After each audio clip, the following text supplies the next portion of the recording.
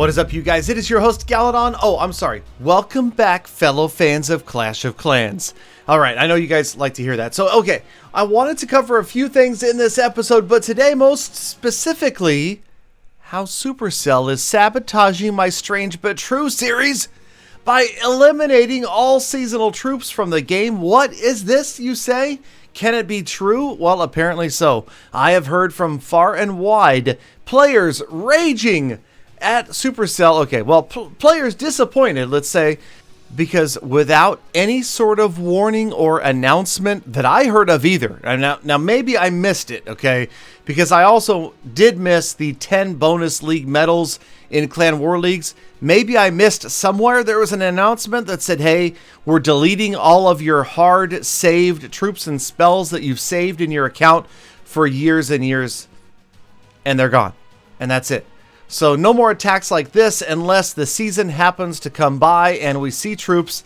And okay, so I've got a couple of things here. First of all, I'm not happy that this happened, but I can understand. Okay, let's look at it from a business standpoint. I'm a Supercell and you're not playing because you don't want to play because you're saving these troops.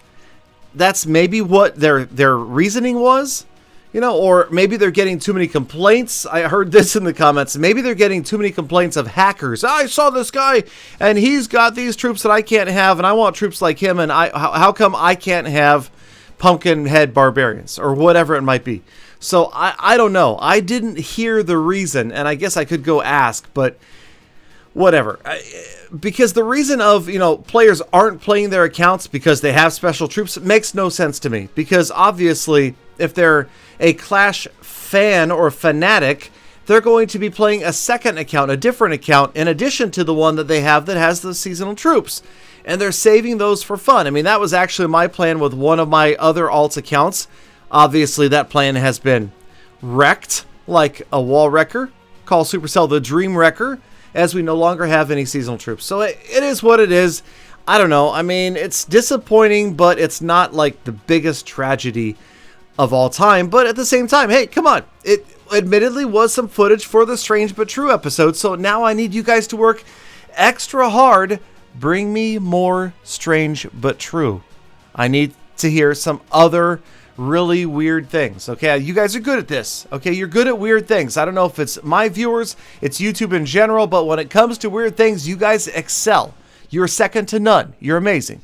So, all right, so I'll hope for that, and we will move on. We'll get over the fact that they are gone and move on to some of the other things I wanted to talk about in today's episode. Specifically, a little bit more about CWL, what is coming to this channel, and what to expect from future seasons of CWL. Now, we've heard that the next sign-up is November 13th, so basically about a week away. Now, Lost Phoenix, of course, you might have heard, got promoted. We're up to Champion 3, so those guys are feeling pretty good. But then, well, let's just say we got put in our place by a clan called War Agency. War Agency absolutely stomped us in a regular war. Now, of course, regular wars are going to be very different from now on from CWL, but okay, this was pretty tough. I mean, this was a 40 versus 40 clan war, and we got tripled 13 times. 13 3-star attacks against our bases. Now, we did achieve 3 3-stars against their bases, but primarily using Electro Dragons, which, I'm not going to... Here's the thing. I love Electro Dragons, but I cannot argue that overall, in the long run, it is going to be a consistent 3-star war attack for anti-3-star bases at Town Hall 12. I'm going to show some right here, and I'm not trying to take anything away from any players that use Electro Dragons, including myself, but I'm just telling you right now, based upon my experience in Poland, filming the first season of CWL with the Dark Looters and Supercell and ESL, it's not going to be the wave of the future, okay? And we'll get to that in just a moment. I'll go over a little bit about the attacks from War Agency and, of course, from Dark Looters. And so here's the thing. Yes, I do mostly Electro Dragon attacks. Perhaps you and I together could learn some of these other 3-star war strategies as I've got a series coming up. Thanks to my buddy Itsu and the Dark Looters, we are working on a Pro Tips series talking about how to win more wars, how to win at CWL, how to get promoted, how to get 3 stars against anti-3-star bases, in-depth guides about Lalo, about miners, about bowlers, bow witch, queen walk, queen dive, hero siege, whatever you want to call it. We are going to cover it, okay? So together we'll try to get better because, like it or not, especially I'm going to say at Champion 1, Electro Dragon attacks will be few and far between. So congrats to those of us who are doing it right now, but I feel like it's just not a consistent 3-star strategy. And if you watch some of these, they look beautiful, but they're just not the highly advanced, really complicated multi-stage attacks like you see here from this replay of Inigo Montoya, who used E-Dregs. All right, maybe it was this one right here, this beautiful 3-star multi-stage Electro Dragon attack. Okay, well, hey, here's the thing. Again, you can do the whole hero siege dive, and it does work out in these multi-stage attacks. Look at Klein. Coming in from the top right of the base. He does use the wall wrecker to get in there. He's got the heroes. He's focused on getting an air defense down, getting a sweeper down, getting the Eagle Artillery down, luring out the clan castle troops, that sort of thing. So going for that high value in the area of the Archer Queen and that sort of thing, there's certain targets that you want to focus on. And again, we'll talk about that more in the future. But for now, I just wanted to recap a little bit more of what I saw. And, the more I look, the more I realize that, yeah, Lost Phoenix, I'm not saying everybody in Lost Phoenix uses E-Drags, and they are beautiful, and they can get some amazing 3 stars. But I'm feeling like we're going to need to learn a more diverse array of attacks if we want to beat some of these very, very difficult clans. And speaking of very difficult clans, what we have coming up? Now, I'm not sure how much of this I'll be able to put on live streams or on videos here on YouTube, but we have a friendly war coming up this week versus the Dark Looters. Now, I'm not sure what we're getting ourselves into here. We just, of course, got stomped by War Agency, and I'm fully expecting for us to also be beaten by Dark Looters, okay? I mean, they are one of the best war clans in the game right now, and I would anticipate that it's going to be a true test of our base building and our attacking skills. But hey, that's what we need. That's what we want in order to be able to move up. We obviously are going to need to broaden our horizons, or so to speak. And I want to talk more about other clans and other levels of CWL in future episodes because I know people want to hear about that. But real quick, just to give you guys a review.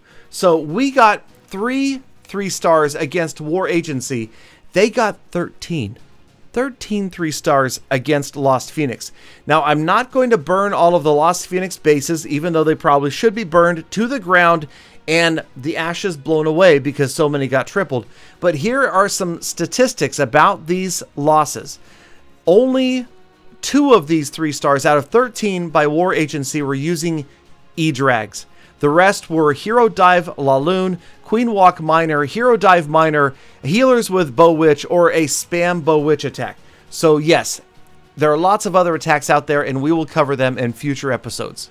Now let's cover a few comments like Ben Dover, who says, my 6 days to 6,000 won't happen, but hey, there will be more bases down there starting at 5,000, I predict. And then Moog says, unscouted attacks are good in League and at the same time very difficult even for Dark Looters. I agree. That's what makes the CWL so exciting. One attack, win or lose. And then Naman says, I think Klaus is the real winner, but no, we both started at 5,000 trophies. So it was a fair fight all the way from the beginning, so I have to at least hold on to that. Come on, you guys gotta admit, a gala win happens every now and then.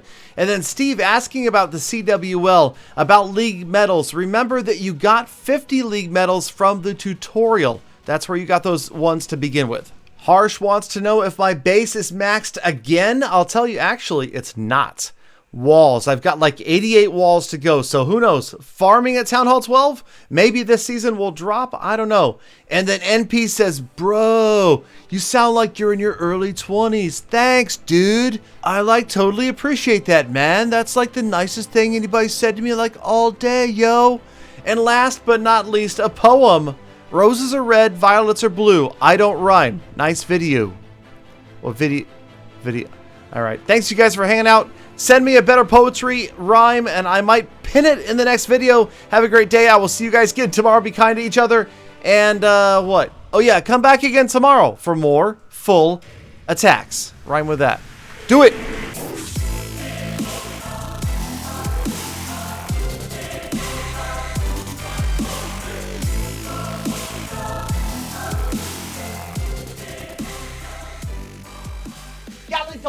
Galadon.